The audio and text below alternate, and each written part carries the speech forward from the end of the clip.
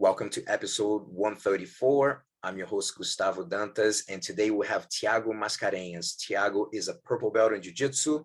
He lives in Dublin, Ireland. He is a serial entrepreneur, passionate about learning and teaching. Got a little bio here for him. So Tiago moved from Brazil to Ireland in 2006 and quickly began working on establishing SEDA College, a first-class educational institution that would offer English language courses to international students.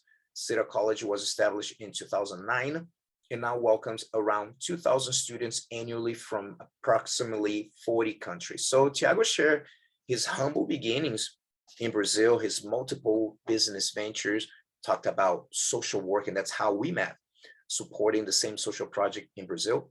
And at one point in an interview, I asked, what is one of your favorite quotes that you do the best to live congruently, which is something that is super nice for you to just reflect on, right? So one of the phrases that he said, one of the quotes was, done is better than perfect. So after the interview, if you're listening to the podcast on any of the podcast platforms, so the audio version, after the interview, I'm going to share my final thoughts. So this is something I did from episode 1 to, I believe, 100. I'm not 100% sure. That I would just basically reflect on an interview, something that caught my attention, and then I'll create a content that could inspire, impact, or improve your life in some way. However, with so many things I do, running academy for like having my own event company to promoting events and so forth, producing content in Portuguese and English. Not that I have a lot of time. So doing the final thoughts was kind of time consuming, but this time I decided, you know what, whenever I have time, I start doing it again. So I felt like I did have the time to put a message, and this one is not too long. I think it'd be about 6 minutes or so.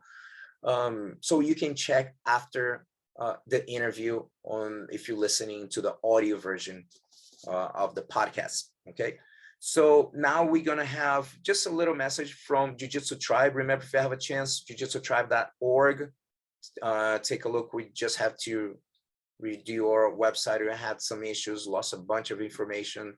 Anyway, we just started again. We got back up again. We're still supporting many projects, so take a look if you have a chance. And I hope you enjoy the interview right after Jiu-Jitsu Tribe. The BJJ Mental Coach podcast is a proud supporter of the nonprofit organization Jiu-Jitsu Tribe, formerly Live Jiu-Jitsu. Jiu-Jitsu Tribe supports social projects who offer free jiu-jitsu classes to unprivileged children and young adults in impoverished communities, inspiring, impacting, and improving their lives, keeping them away from drugs and crime, creating hope, and creating champions on and off the mat. Your donation helps projects to pay for their monthly expenses and facility makeovers. As a supporter, the BJJ Mental Coach donate all the profit of all online courses and merchandise to Jiu-Jitsu Tribe. For more information, please visit www.jujitsutribe.org. Tiago, welcome to the podcast. Hi, how are you, Gustavo? Nice to meet you.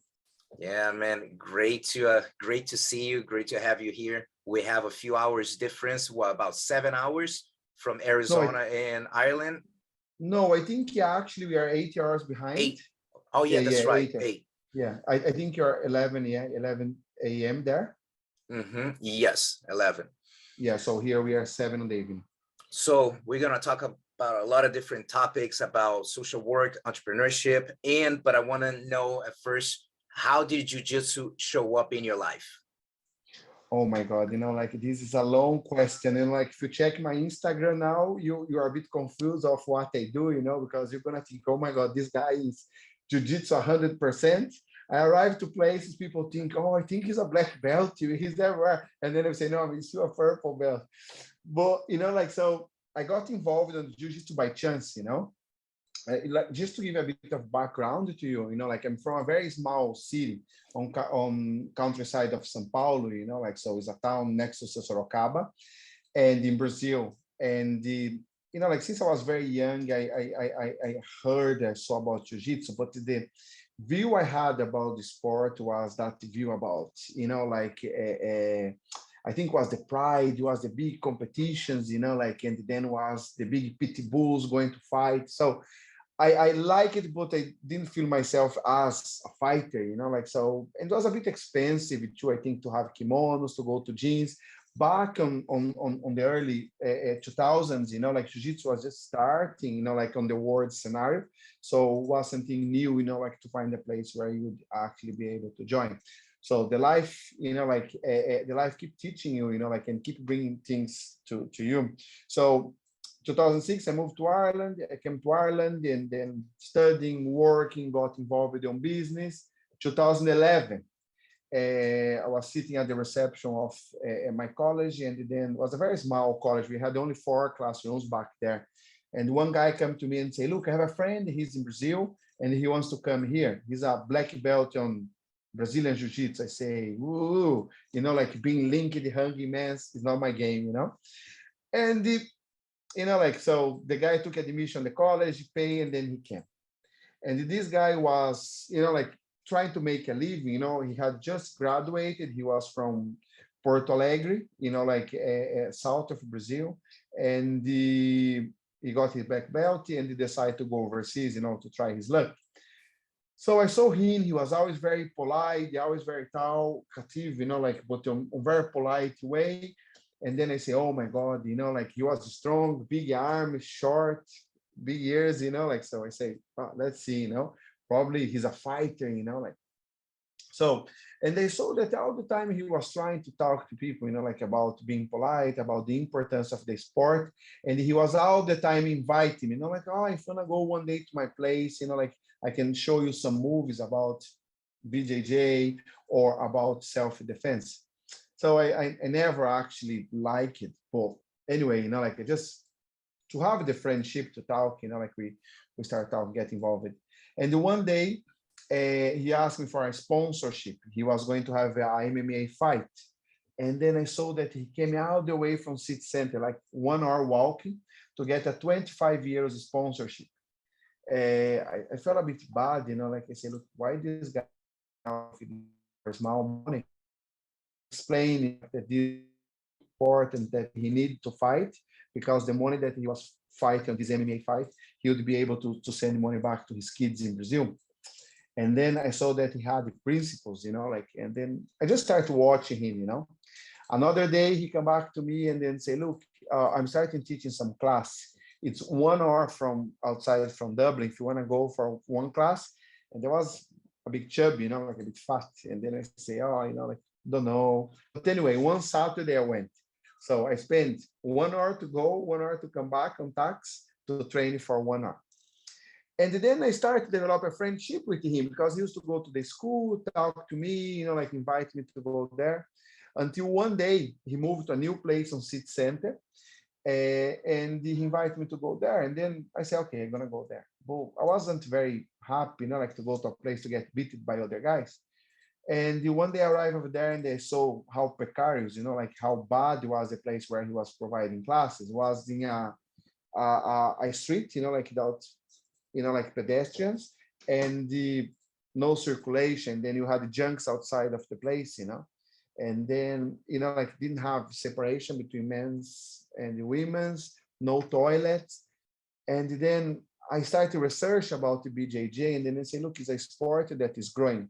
So this we talk about 2011, 2012. And then one day I sent a message to him. I say, look, I researched about the sport. I think there's a good potential for you if you can actually make a big gym and grow. And then he said, yeah. I say, let me think somehow. Then 1 week passed, and that was clicking on my mind. And then I contacted him and I say, look, George, I'm going to help you. I'm going to partner with you, and then I'm going to finance you to open your own gym. And then he said, don't joke with me, be serious. I said, no, I'm not joking. The following week, he went on holidays. Then I started walking around looking for places. Then next to my office, I saw a place, like it was an open space, like it was big. I went over there, I talked to the guy, I made the agreement with the guy, I paid deposit, I paid the rent, and then I got the keys. And then I say, George, here's the key. And then I say, oh my God, now I'm going to spend another 20,000, just to fit out, to do everything. 2 days after I went over there, he had to strip the place, clean the place, and start to organize. I say, you have the attitude, and then he say, opportunity. I already gave the other place back. I need to make money here to pay the cost. I say, okay, 1 month, okay, October 2012. 1 month, he inaugurated the place. Then I saw how he worked hard. So I started admiring him, and then I started helping him.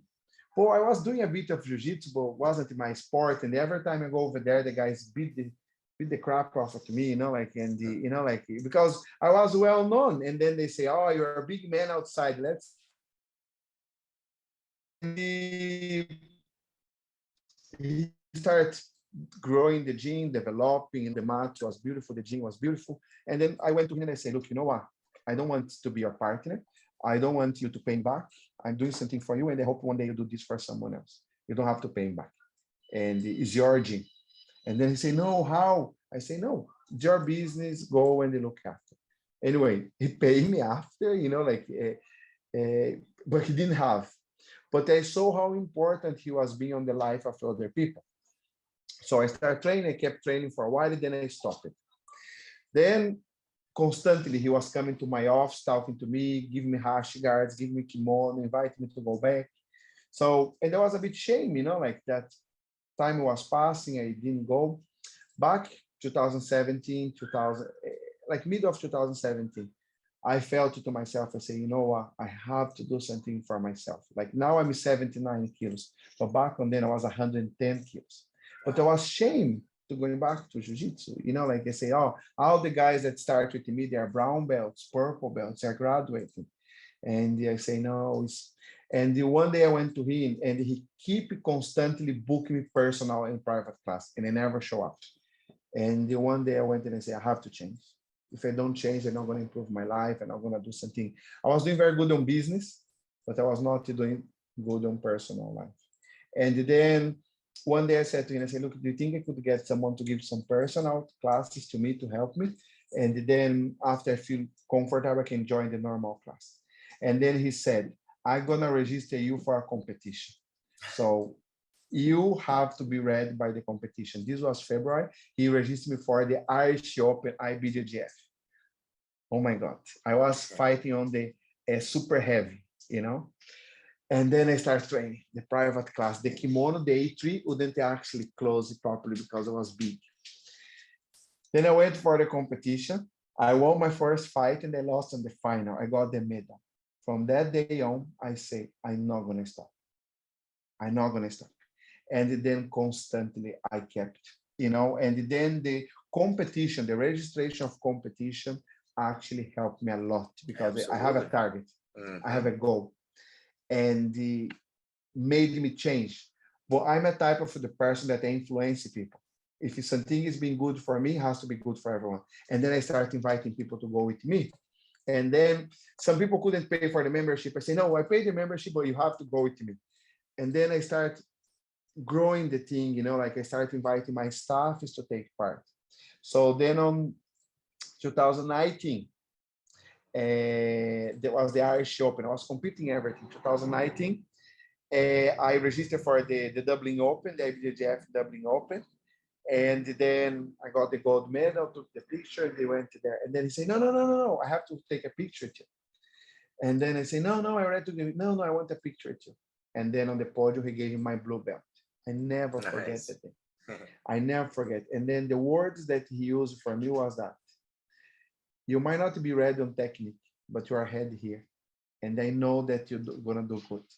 Today is a new step of a new life. And for me, that attitude of him, because you see, for me, the jiu-jitsu works as a democracy. Doesn't matter who you are, what you do. On the tatami, you have the respect. Mm-hmm. And this was one thing that I learned, the loyalty, the respect. Respect your opponent, give opportunity for your opponent. And so far, this is what I'm been doing. Today I'm purple belt. I compete all the time. There is competitions, I'm there.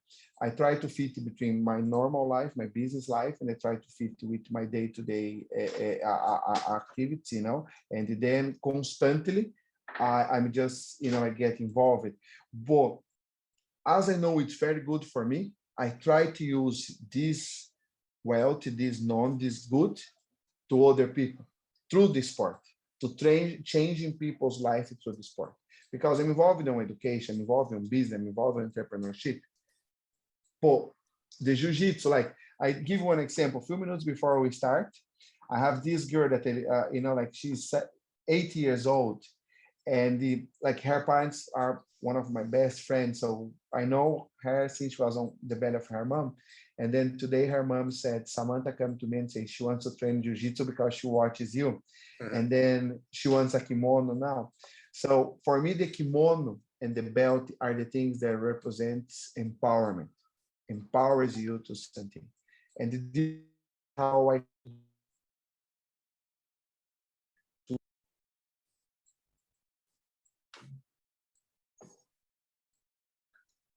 think you got cut off a know. little bit here. Got it? Yeah. Yeah. Yeah, I got, yeah, I'm here. Yeah. So what do you feel that, of course, jiu-jitsu made a huge impact in your life and in your personal life? And as everyone that is listening right now that is have trained jiu-jitsu at some point, it will say that it made an impact in your life. Absolutely. Now, what kind of impact do you feel that made as an entrepreneur? Do you think that since you start training, how did that benefit you? Okay. I wrote 2 books about jiu-jitsu, how the jiu-jitsu help you on the business and how the Mm, jiu-jitsu help link it with kids, like how the jiu-jitsu support the kids. And the learning that I took from the jiu-jitsu to the business especially is that respect, honor, loyalty, give opportunity to the people to improve. Okay, no one knows everything and no one knows nothing, but everyone has opportunity to develop and to learn. Okay, so I learned that the stronger have to support the weaker, especially for my business, because you see, the jiu-jitsu is a big part, the sport is a big part, so I have to fit my work with my sport. Because you see, the job I do for my staff, the study I do to improve, but the jiu-jitsu I do for myself. This is the time that I sit there and it's for myself. I go, I train, I learn, I be submitted, I submit someone. Like someday you win nothing, someday you wins everything. But giving me the opportunity, like to learn from other people. And you watch more, you listen more. But one of the main things is that I'm linked with people that have the same style or the same beliefs that I have. That's the belief of being better on something.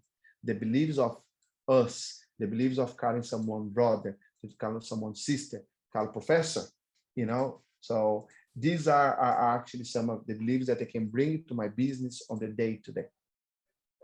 So how was the transition to live in Brazil for people? I mean, we have people listening from all over the world, right? Sometimes just move out to a different state, it can be a challenge. Now, moving to a different country, it's a whole different level of commitment, understanding culture. It's for people who have lived abroad, understand that it's a big challenge. So how the opportunity present itself for you to make the decision to leave Brazil? Okay, so I'm from a very poor and very short of means family, So my family was very poor. My father left us when we were 11 years old. So my mom raised 4 of us, like, so we are 5 together with her, and without my father's support. So my mom always was very, very intuitive and was a very polite, educated, ignorant on the study because she didn't have much study. She didn't have opportunity. She got pregnant very young with 17 years old from my older brother. So, but she always had on her mind that the only way that we could improve ourselves was through the study. So I always, so as a matter of things, when I was very young, I remember that some people used to go by our house and they used to provide us with magazines, religious magazines. And I remember that I had one of that magazines that I loved to read, and he was always explaining about culture, about new things, and I loved when they give to me. So my mom always told to us, if you have opportunity, learn, read. I used to sit on the toilet and read the description of the shampoo because I want to learn how could it be done. So through the education, I had the opportunity to meet people and to learn and to work very early because we didn't have means. So I always had the opportunity to meet people that had more experience than me. So I work as a waiter, I work as a kitchen porter, a security. So, and I knew on my mind that the only way I could improve is that if I studied. So technical school, I studied design. It was free, was municipal, was from the government. So then after I say I have to go to university. So I got the opportunity to get a scholarship to study finances, you know, and there I started meeting people more intelligent than me. But I always thought that the big was too big for me to born and to die on the same place. So I started seeing how people would go overseas, how they could have a better life, how they could do. And then I had on my mind that the time frame for me was 1 year. In 1 year, I had to change things. So I never stayed in one job more than 1 year. And when the 1 year was near, I had to actually improve, decrease, or move on. And they saw, like I was on one of the companies I worked at, and this American guy arrived and then started communicating. No one was able to talk to him. And then I say, I need to learn this language because if I learn this language, I'm going to be unique. I went to my boss, 900 staff company, and they say, I want to go to Canada. Can you pay? And then he's saying, no, the company is not interested. Perfect. This was on my mind. Things presented, the company started having behaviors that I didn't appreciate. And then suddenly I just say, you know what, it's time to go. And then I went to a travel agency. I said, I want to go to Canada. And then they told me, go to Ireland. It's cheaper. You can stay there 6 months. You don't need a visa and you can travel in 1 month. Here you go. What they knew about Ireland? Nothing. Just that they speak English. So I sold whatever I had. I got the rest of the money from the bank. And then on the night of June 2006, I got in the plane. My mom's words, I really hope that you find what you're looking for. Still, I didn't find, but I know I'm better than the way I was when I was there. So this is how Ireland present to myself. Yeah, and you said, can you hear me? Can you hear me, Tiago? Yes, I can. Yeah, okay. Yes. So one of the things that caught even my attention, that's a word that I mentioned here a lot too, is the word opportunity, the word challenge. Even you mentioned earlier with George, you know, like he's saying like, hey, there's an opportunity here. So he decided to bust his ass. And then you start looking for the opportunity of learning, of growing. And I feel like everyone, if you're listening to this right now, I feel like not everyone, but most people have like maybe a quote that kind of sticks in your head. Like you do the best, you live in congruence with this, right? As a matter of fact, just for curiosity, put you on the spot. What is a quote that comes to your mind? One of your favorite quotes? Anything that comes to your mind? Yeah, actually, there's one. Yeah, done is better than perfect. Mm-hmm. So, and it's so strong that I have tattooed here on my arm, you know, and it make me remember about this every time I look. And the second quote was a quote that Mandela used to read when he was on the Robben Island. And it was a test, you know, like it was a poem. But the last phrase of the poem is that you are the captain of your soul. So these two phrases, these two quotes stick on myself a lot because sometimes we try to find the right moment, the right time to do something. There is no right time. It's now or now. Whatever you don't do today, you're not going to do tomorrow. And whatever you didn't do yesterday, you're not going to do the day before. So this is why I put on my mind. I said to people, let's take the airplane off and then we start assembly. But let's move it. Let's keep movement. Because you see, the stars, they born from explosion. So the chaos, usually it's important for you to develop. So this is one of the two quotes, but you know, like done is better than perfect is the one that all the time I say to people. People even joke, they create emojis, you know, about this. It's a big one. The reason why I was asking you and sharing, I have shared in previous episodes before some different quotes, and one that I feel that it's not the exact words or something along these lines, but I felt like it kind of set the tone of my life, that if you're looking for a big opportunity, accept a big challenge.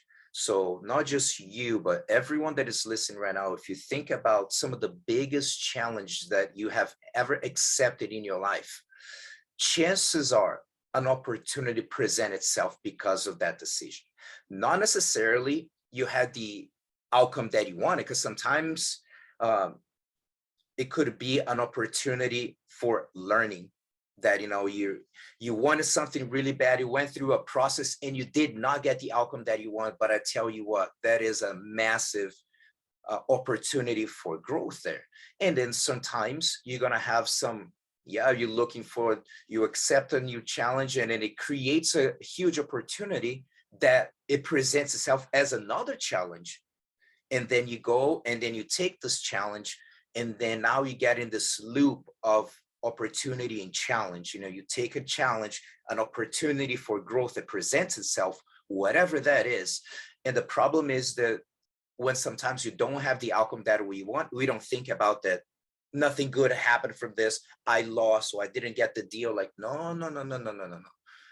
So it's important for everyone that is listening to keep this in mind, because when you have a trigger that I figured out with myself is that sometimes we know where you have an idea, but it doesn't come with any emotion. You're like, yeah, I'm going to do it. But the good idea, that's the one that comes with the anxiety, comes with that discomfort. And I'm like, oh, okay, I'm up to something here.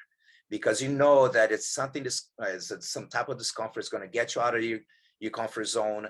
And I bet that it's probably a big challenge that will, for sure, generate like some good opportunity. Like the same way that as soon as you made a decision, you accept a challenge of learning another language, your life changed because of that specific decision. Matter of fact, another quote that I always share here that I love too, by Tony Robbins, it's in your moments of decision that your destiny is shaped. And you can get any more real than that. At the moment you made a decision in your life, you're like, okay, this is the route that I'm going because I'm making this decision. So everyone's listening, don't take lightly the decisions that you're going to make, because it will shape your destiny. So how was dealing with that moment of taking a huge challenge to leave your country, to go to the unknown, and how was for you emotionally speaking? I think when I was younger, I just didn't know better, didn't put things much. You're so naive that it's just like, oh, I'm going, everything's going to work out, How was for you that, emotionally speaking, that transition? Yeah, like what happened was that, like I'm a type of person that I'm very stubborn, like, so I don't like to sometimes admit, like I didn't try, I didn't do, so I prefer to suffer by trying something out than actually suffer for not doing, like there's a quote that a personal trainer, a friend of mine, he's also black belt, he used to say is that, or you prepare to fail, or you fail to prepare. So then for sure, you're going to fail because you didn't even prepare to fail. So on my head, I knew that was the worst that could happen. The worst could happen was that I had to return back home. But that for me was not the somehow I had to make that thing work out. And you know better. I knew nothing. No one from my family went to university. No one from my family ever traveled in a plane. We knew nothing. So I knew in my head that I had to do different. I had to be the first. And one of the things that you said, it's very true. And like, so mistakes. I wrote a book that's called Dream Big, Start Small, but Start. And on the chapter 13 of this book is that transform difficulties into opportunities. So when people see problems, I see opportunities. Like Brazil now has one of the biggest startups. How did startup come up? Come up because the guy saw a problem with that. How did the Elon Musk create the SpaceX? By looking at the difficulty and the cost of bringing stuff back and in and out. So how Tony Robbins, like you mentioned Tony Robbins, but if you see his life, so he was on a restaurant waiting for a food and someone asking for the food, and then someone asking for some money to help, and then all the money he had on his pocket, he was flying, like he was on the helicopter, like on the top of a big building with queues of cars waiting to go into his event. And then he looked down in that same building 10 years back, he was working as a janitor. How did the things work out? So on my head, I knew that I had no option. Turning back was not an option for me. Some way I had to make the things work. I didn't know how. I didn't speak the language. I didn't know anyone here. So for a poor Black Brazilian guy without the language, living in Brazil and coming to a country that's a Catholic country, we knew nothing about Ireland other than leprechauns or, like Roy Keane, that, like was a floor. I knew nothing. I didn't know the food. I didn't know nothing. So, but I knew on my head that I had to work. But one thing I knew, I have to work harder than anyone else. And this was the thing, Gustavo, that I did from the day one. I worked hard. There is not something like, I give you an example. Last week I was on the office, so we have 1,200 people here, and then I have the meeting room. I don't have my own office because I don't feel comfortable sitting alone. I sit with people that work on projects with me. Then I went to the toilet was dirt, and then everyone walking, oh, it's dirt, and then I got paper, I got, and then someone look and say, you are the CEO, how do you clean? I say, I will never ask someone to do something that I would not do myself. So this is the way I learn. So opportunities are here for the ones that are able. How did you become a world champion? I want to become a world champion. Did you register for a competition? No. Did you train? No. Did you make the points? No, I didn't. So how do you going to become? So the thing starts from the step one. You want something, go and get something. So this was the belief that I had. I didn't know how, but the only thing I knew is that I had to try. I didn't want to go back on time, on 10 years time, and say, I didn't try, So this is how the things actually worked out with me. It was not easy. It was not easy because, like we say that going abroad and living alone is where the kids cry and the mom sees nothing. I could not tell my family that I was suffering, that I was sad, that I wasn't what I expected, that the going abroad is not wonderful. But I couldn't go back. I couldn't go back. Going back was not an option. And looking back of everything that I did, the stuff was the best decision I could have taken. Not for where I am, but what I learned and what I become. And one of the things that people say, where you want to go, Tiago? I want to go and reach my potential. Not what people expect from me, not what the society look at me, not what I may think, but what is my potential? Like I know a professor, Marcio de Deus, like he's from the City of God, like has a social project over there. And I heard he's saying one thing to his students one day. Losing or winning doesn't matter. What matters is that when you walk out from that tatami, you gave everything you could. And that thing stick to my mind, that I have to give everything. And this is the way I live today. I do my everything. So now, when was the spark that you figured out, like, you know what, I think I'm gonna start a business, a language school, even if you can expand a little bit more, like how that came about, and explain to everyone, okay, what exactly you guys offer and everything, but how did the idea came about? Okay. For you to have idea, I came to Ireland as a student, okay? So my background is finance. So I left still very young, like I was 21, 22. I had completed my degree in finances, and then I love marketing, like I love learning how the things work, how can I sell more, And then I came Ireland. I had to get a job. I didn't speak English. 1 month after arriving in Ireland, I found for my course. So I was bankrupted. They never transferred my euros. They closed down the shop, and then I depended on other people's support to actually be here. So I had to find a way. And one of the ways that they did was always trying to find was that I tried to generate value to people. Oh, you need to buy a computer. So I made a partnership with a guy that sells computers, sells iPad, how they apply for documentation, how they go to the immigration. So I started supporting people and providing service. So the business people was always happy because I was bringing them business, and the clients, the customers was always happy because someone was actually finding solutions. So I used to work in a pub, like a nightclub, and the staff is over there, and everyone knew me. And then I started improving, learning English, studying, and then I worked there for 2006, 2007. 2008, I went to Barcelona. I got a girlfriend. My girlfriend moved to Barcelona. Then I went together with her because I said, my life journey is finishing here. So I'm probably going to go back to Brazil. And then she was French. Then I didn't feel ready. I stayed there, I studied, and then I returned back to Ireland. And the one guy I knew come to me one day and say, Tiago, you should work on language school. You should work with courses, with education, because it's big business, because people need to be legal here. And then they are legal to study. And then I say, I don't know how to sell these things. I don't like to be involved. Then one day he met me on the street, and then he said,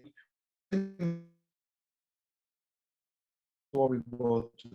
So we walked to this building, no classrooms, no customer. The guy was sitting there, and then nothing. And then I say, you know what, this is a visa factory. This has no future. These guys are here just selling documentation. I say, I don't want to get involved. Then the guys say, no, we want to improve. We want to do things, like we need someone from Brazil. Didn't bother. Left. 3 days after, he called me and say, I have two people from Brazil here. They want to know about the course. Can you talk to them? Then I say, okay. Then I spoke to him. And then this couple bought the course. And then he said, they're going to pay you. Can you come? And then I went there, spoke to them, sold the 2 courses that I didn't even knew how. People paid. The guy come and pay me 400 euros commission. I say, what? The minimum salary here was 765. Nice. I was working 40, 50 hours. I didn't make this more than 2 sales. I say, you know what? I'm going to start selling these things to all my friends. So, and then how I got involved. With 1 month, I sold 7 courses, 2 months, 9 courses, 3 months, 10 courses, 4th month, 20 courses. Then the same guy come to me and say, Tiago, all the markets are yours, so you can sell whatever you want. I say, I'm going to put people to work for me. And then I started recruiting people to work for me, selling courses. So I used to go to city center, give leaflets to the foreigners, to the immigrants. I say, look, come to my school. But I always say, I have to deliver what I promise. So I get the money, they build a classroom. They put a teacher. And then I start. With 6 months I was here, the company had no money to pay my commission because I was making too much money, selling a lot. And then I said to them, look, we can make a deal. You can give me 15% of the company, and then you pay my salary, you don't pay more commission. And then otherwise I'm just going to walk away, because what's the point for me being here?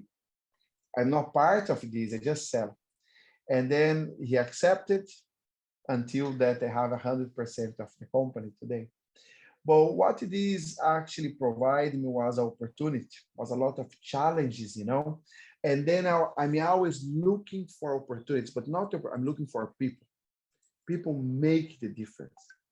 And then one business generates another opportunity, another opportunity, another opportunity. And today I'm involved in 42 different businesses, okay?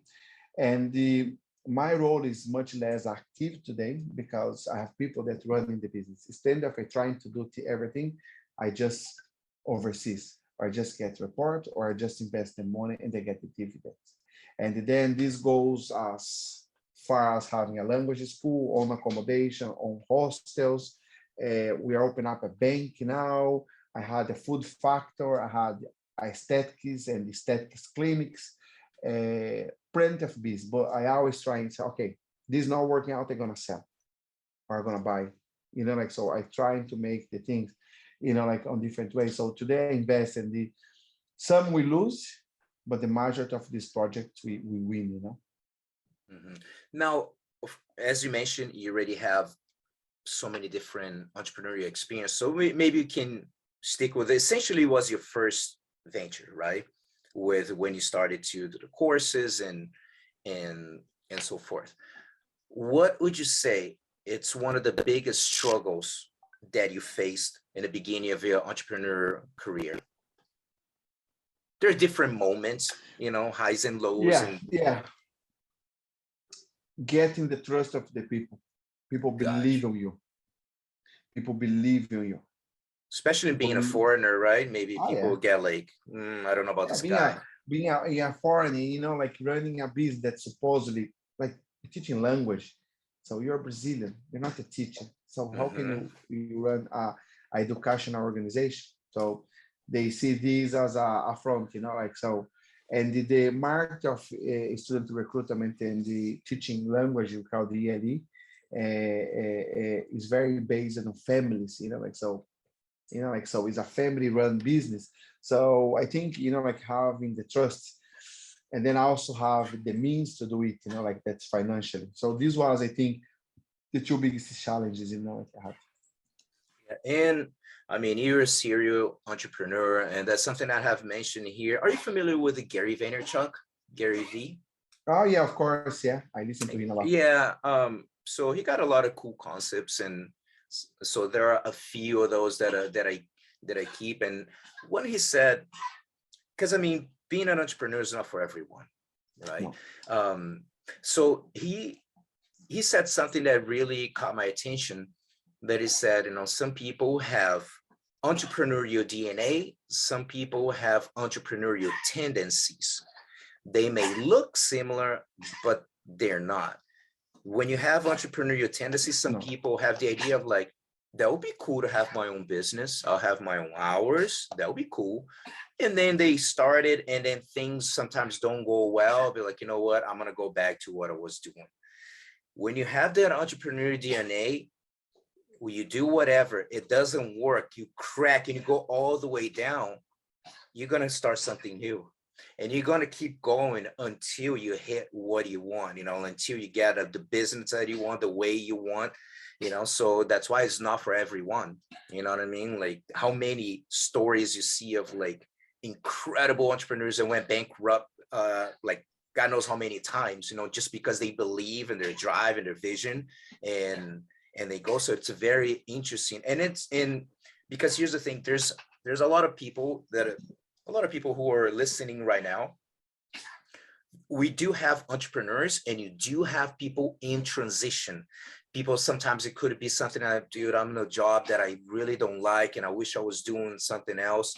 And you stay in that space of like, should I take the leap or not? And then sometimes they need to listen to themselves, like, do you have that DNA? Are you willing to put the work that needs to be done? Because you don't have to be an entrepreneur. So what do you suggest for people who are in that transition? They're questioning that fear, because it's normal for the human being to feel that fear of like the fear of the unknown. Like, I don't know where I'm putting myself into it. What do you feel that you can suggest to people who are not sure if they should take the leap or not? Like everything, there's a cost. Okay, and there is a cost involved. Being entrepreneur, it's a guaranteed 365 days per year job. No guarantee of salary. No guarantee that you're actually gonna get paid. No guarantee of success. The only guarantee that you're gonna have there is that you need to work, and you need to be the first one in and the last one out. This is the only guarantee you can get. Well, if your objective is being big and changing the world and making a difference, you're not going to be making difference by working a 9-to-5 job as a civil servant, because you're working for someone else. You're taking the money from Rolls-Royce, you bring the money to Johnson & Johnson, and then you are spending your money on Ford, and then you are going on Louis Vuitton. You know, like, so you are paying for someone else lifestyle. So the advice I give to people is that the fear. The fear is a killer of the mind. The fear that's not going to happen, the fear that's not going to work out, the fear that is not possible, the fear that I'm not capable, is actually the killer. Alexander the Great at the Gaugamela battle said one thing, like it was 40,000 Persians against 250 Babylonians, you know, like or Persian. And then he said one thing, conquer your fear, and I promise to you, you can conquer the world. So fear is the killer, but the fear develops and increases if you allow him to do. And the entrepreneurship, it's a game of conquers. You need to conquest your fear every day. Oh, I don't feel well. Not gonna work out. No, it's not possible. It's the same when you walk on the tatami and you say, oh, the guy is too big. The guy is too, he has 4 or 5 stripes on his belt. You know, 5, no, but 4 stripes on his belt. Ah, he's too good. He won this, he won that. He's a man. He's a woman. Same as you. So the fear for me is a killer. And if you conquer the fear and you tell the fear, you know what, fear? You sit there and you make sure that you watch.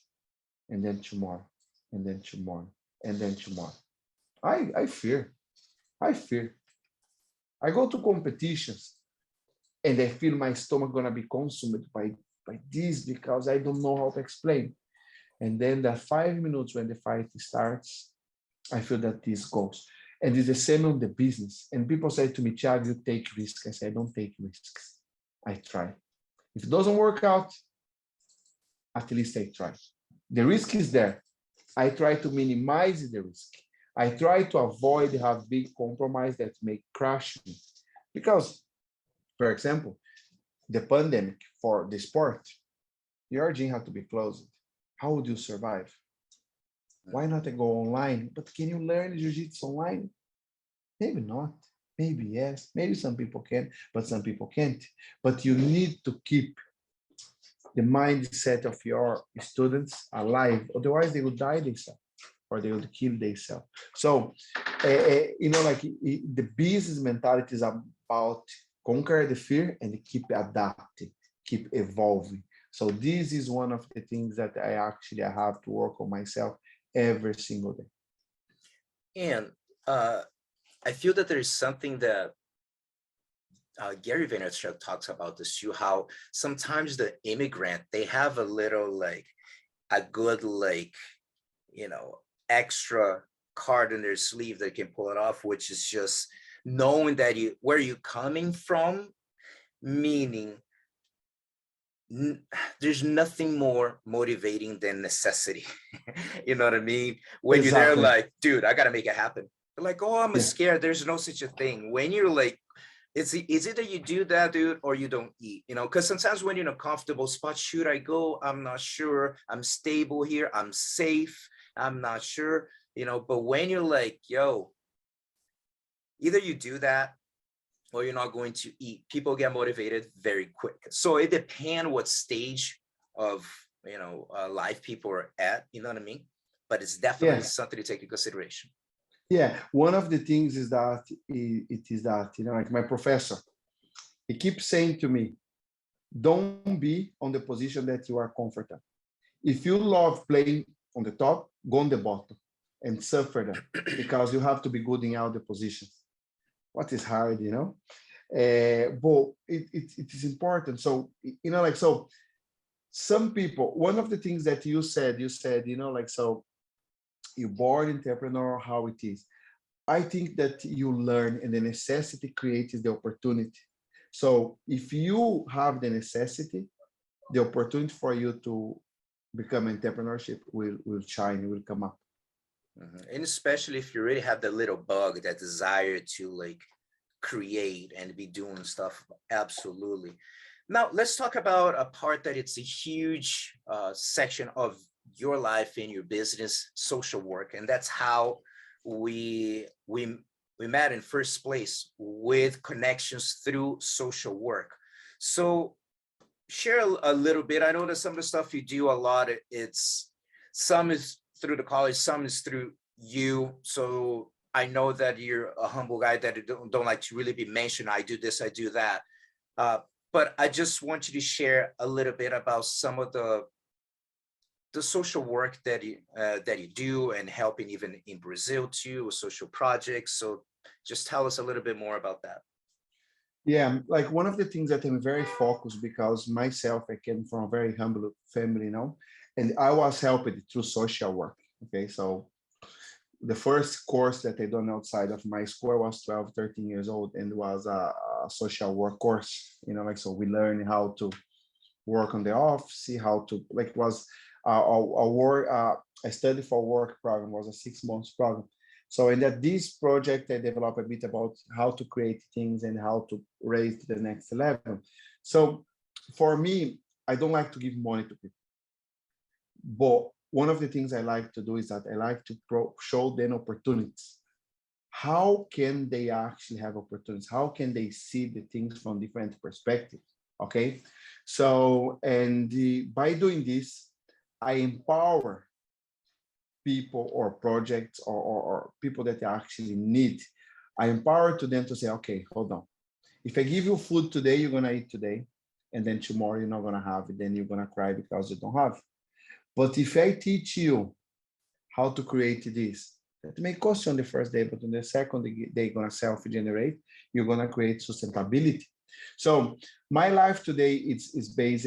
I discovered that more I give, more I get. And through actually socializing or being linked with people that are involved in the social work, so I learned a lot. I learned about the necessity, the opportunities, the things that they do. So first thing that I do is that I ask nothing back. Okay, so if I'm helping or doing something, I don't want nothing back, other than actually value what's been done. You need to improve your language, I give you a course. The only thing I want from you is that you learn. Because if you learn, you're going to be able to impact other people's life. So, and then it's how I get involved with projects, like, so I start first analyzing, seeing that the project is good, or someone comes to me and tell me and say, Tiago, that project is good, find out a bit more. And then I start finding, and then I send a message, I say, look, how is the project? How are you doing? And then usually people don't know who you are and what you're doing, they just reply, and then you start getting involved with, like on the day-to-day, and then you support them on the necessity that they have, but always focus on sustainability, okay? So, for example, why are you gonna donate 10 kilos, a pizza? A pizza is a luxury, it's not something that you need. You need to donate what? Rice, beans, pasta, some meat, because then you can cook for the week. Because all the rest is surplus. But then you can tell them, okay, how can you get that rice? Convert that rice in small croquettes or snacks, and then start selling to buy more rice. So I try to show them how to generate value for the things. And this is how I end up get involved. And at some point, sometimes you can do more, sometimes you can do less. But on my point of view, it's something that helped me to make the concentration. Okay, this, like being supportive, Yeah, and the same way, for people who are listening, most of you are familiar. If you're listening for the first time, I co-founded a nonprofit organization in 2010, and the organization evolved, and it's called Jiu-Jitsu Tribe. So in the beginning, we would help projects with even getting people to compete and stuff like that, pay registrations. And then we started noticing too that how a lot of the projects, they have a very hard time, as you already know, to manage the money that come in, the choices that they make with their money. So next thing, they just thinking tournament. But at the end of the day, if you can't sustain the project itself, there'll be no place to train. That means no one's going to compete. So I stop when I do something as far as entry fees, there'll be not the organization. I have Gustavo's donations because I feel like I want to help, whatever, that's separate. But as far as our organization, because people get in trouble with their own taxes in Brazil. And now there's situations like we're helping one of the organizations in a project in Brazil to get squared away because they kept all the money that they get registrations, they do food drives for people, which is awesome, they're helping, but like, what about you guys? And then next thing, they start to go behind in taxes, things they need to pay. Now they block their access to money. Any money comes to the account, the government takes, so all this stuff. So I had to kind of like come back, okay, what do you need first to start to move forward? Because right now they cannot even accept some of the money that sometimes some state programs they have, they're not allowed to even accept. I was like, dude, your priority right now, they're thinking, yeah, the tournament. Like, no. You need to guys put a pause in tournament. Tournament is not the solution right now. We guys need to work on the sustainability of the place. Otherwise, no one's going to end up training anywhere.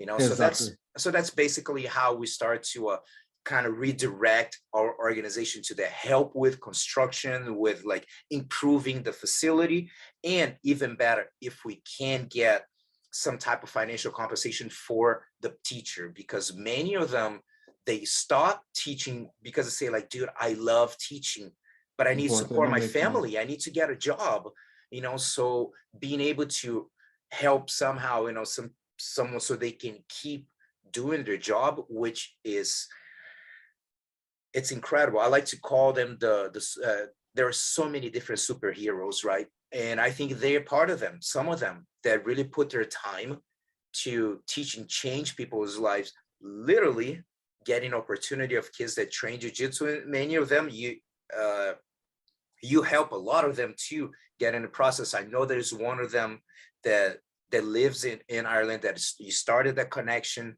through your help, through a project that we helped too in the South, Gajitas. Yeah. And through that, this kid, came and then got a visa, started studying. Now he has a job, he speaks English, you know what I mean? Like, that's incredible. You know what I mean? This is it's such a, it's just one, right? And imagine like how many, one by one, just a little help here, a little bit of help there. So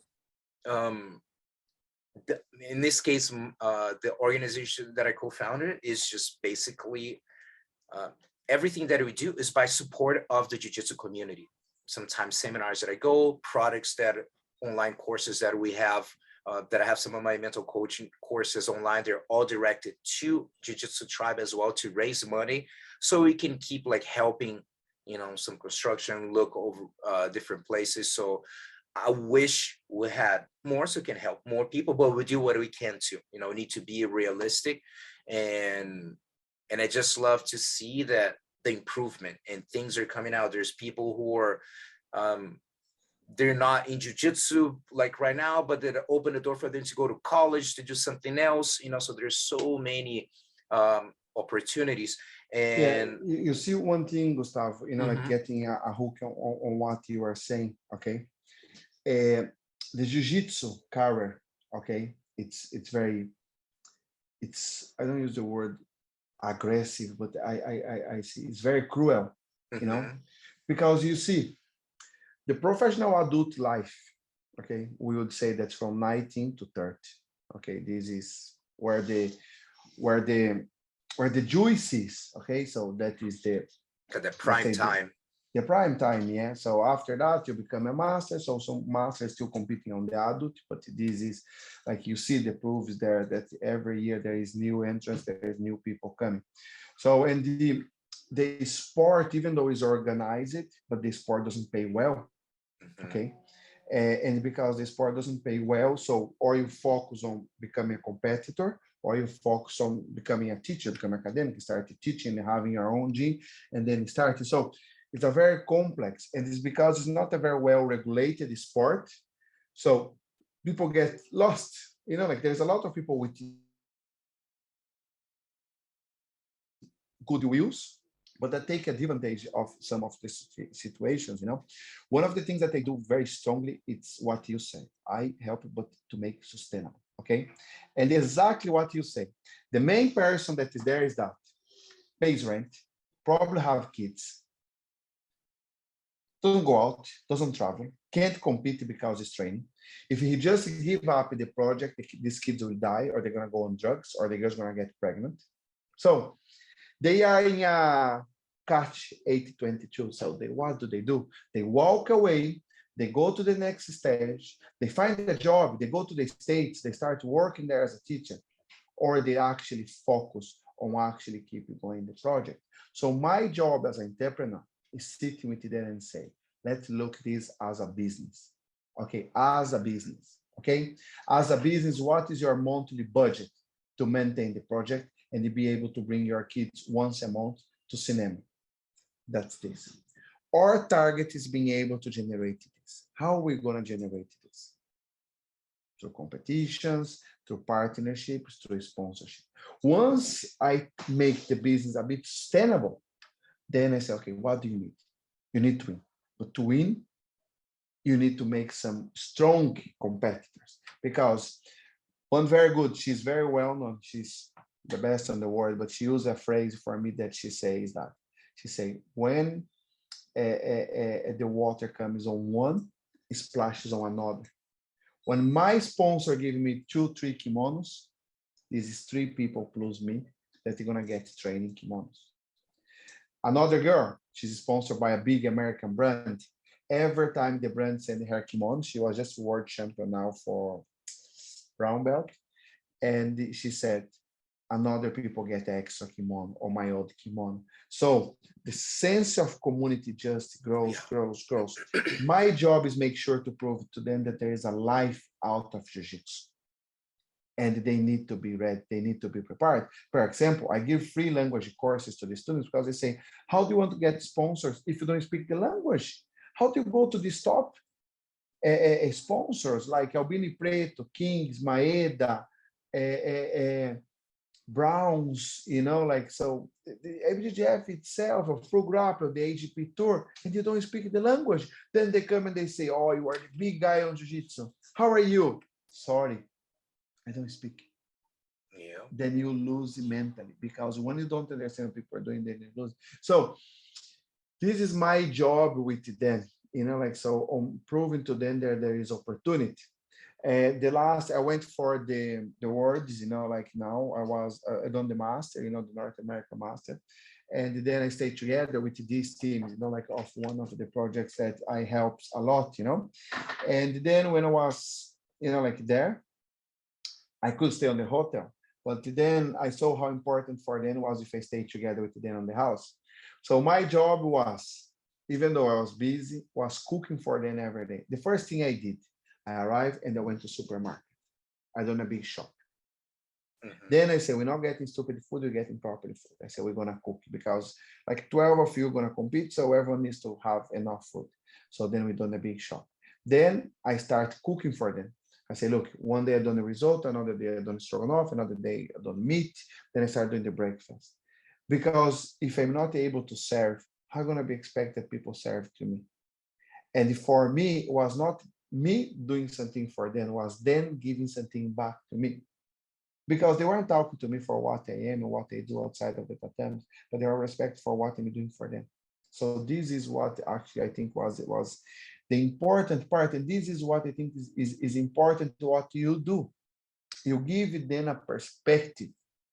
I was on the nationals in Brazil, and one guy, he was very good, he was 18, you know, and he kept coming to me to call me uncle. And then he said, oh, I like your shirt. I like your sunglasses. And then the day before I leave, I just went there to say bye to them. And then I put a lot of things into a bag. And they said, can you keep this for me? He said, I'll give you back. And then when I left, he said, oh, is your thing? I said, no, this is for you. I say, I saw that you look, and then you ask, this is for you. Because they need to know that there is better out of the poverty. Mm-hmm. And the best asset I can give to them is my time. People thinking that giving money solves the things. No, money doesn't solve nothing. Money sometimes creates problems. Money creates lazy people. Make more, creates people that don't want to work. So my job is providing my time. And my time is what sometimes helping to give them a different perspective or a different life perspective. Beautiful. Now, getting close to the end of the interview, Tiago. Now, my last question is, if you could have, not that you want anything different in your life because it's part of our journey, right? But if you have to give a piece of advice to the younger Tiago when he was getting into entrepreneurship, again, not that you want anything different, but knowing what you know now, what kind of like little tip would you give to him? Okay, I'll give this tip, okay? This is one of my last books, is in Portuguese. But the wording is that dream big, start small, but start. Mhm. Don't be afraid to the no-sayers or the haters or the people that will say that you are not capable. If you look to Tom Brady, would you say that he would be the biggest quarterback in the history? Yeah, no He wasn't drafted until I think the 16th, 17th opportunity. So Gary V, what would you expect from someone that came from, Belarus, I like think. Belarus, Yeah. that keeps saying that he's gonna buy the Jets, Mhm. and that was working on his liquor store, So the no-sayers and the haters, they need to provide you with fuel to dream big, to see that you are capable to do. People are gonna come to you and they're gonna say, "Poor, you need better." And the following day, they're gonna come back to you and say, "Oh my God, he's too good." So my advice to people is that dream big, dream that you can, but start small. But more than now, start, get doing. Movement generates movement. And if you read the Bible will tell you the same thing. If you read Sun Tzu, he will tell you the same thing. If you listen to Tony Robbins, he will tell you the same thing. You don't need to go to Harvard. You don't need to go to Cambridge. You don't need to go to MIT. You don't need to go to ULA. You don't need to go to this place. You need to start, because the success is not where you go looking for. The success is here. You are the captain of your destiny. You are the owner of your own fortune. If you want to be strong and you go to the gym every day, you're going to gain. You're not going to get the results on the first week, the second week, but it's a constant, And this is how the Jiu-Jitsu shows this to me. If you train every day, and if you prove every day, if you give opportunity to you. Like, I like to talk a lot about the belts, The white belt is the start of the journey.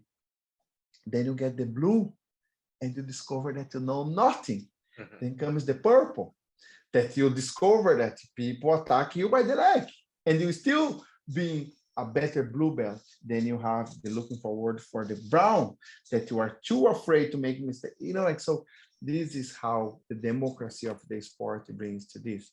So if people are listening to us today and and have the opportunity, to put something on the way of development, would be get done, move.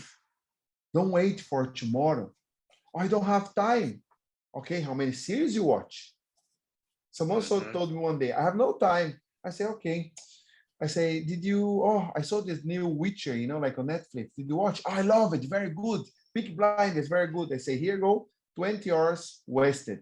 20 hours that you could have done a book. 20 hours that you could have trained for jiu-jitsu. 20 hours that you could have actually bought 10 chewing guns for 10 cents and sell the same 10 for 20 cents and going back there and sell by another 20. The opportunities are there. The difference is that who will take. And this is actually what it is today. People are gonna say you're lucky. There's no luck. Or you do or you don't do. Should, could, would, might, shouldn't be words that you should have on your vocabulary. Or you train or you don't train. Or you compete or you don't compete.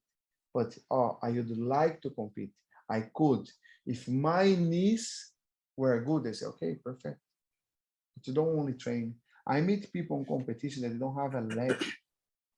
I meet people, I had the opportunity to compete with a guy from the same gym as me, and he's a guy that works very hard.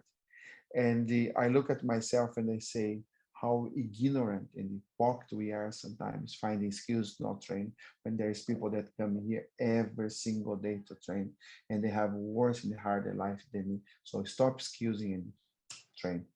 So these are some of the advice that they would believe, like for the people that have opportunity to listen to us today. Yes. And another one that I like too is just put in your mind that no one is coming to your rescue. You know what I mean? Yeah, Like, yeah, you got to do with it as you get the ball rolling. The right people will show up in your life when you take action and things. If you just sitting, not doing it, but when you start taking actions, yeah, the yeah. universe will line them up, will attract you, and to kind of get around, surrounded by these people. One of the things, Gustavo, that I always say to people is that two things, like I say that whatever good you do comes back to you. Maybe today, maybe tomorrow, but they always comes back. And another thing that people always ask to me and say, do you feel you're successful? And the description of success for me is actually when you are able to get what you generate and changing other people's life. For me today, when I'm talking to people, I usually ask about the parents, and then these are the first examples of success that you have in our life. People that have dedicated everything they had to make sure that you have the best. So these are the most successful people because they use whatever they had to make impact in your life. Making money is easy. Spending money is much easier. Building companies is easy, but impacting people's life, this is something that is not easy. So, and this is for me how you can actually see the success. So all these people that are actually sitting there running the social projects, they may not enjoy, like I saw one of them and then the way he looked to the medal, like for example, when you look to me and say, Tiago, what the thing that for you is a wish thing? I say, look, I look at that ring of the absolute on the world championship.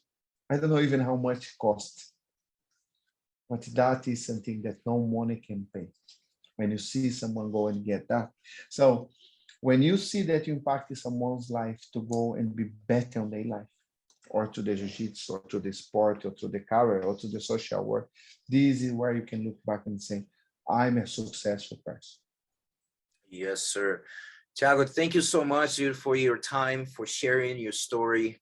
And I'm going to put all the links for people who want to know more about you and about your college and all the projects that you're involved with. So you're an inspiration.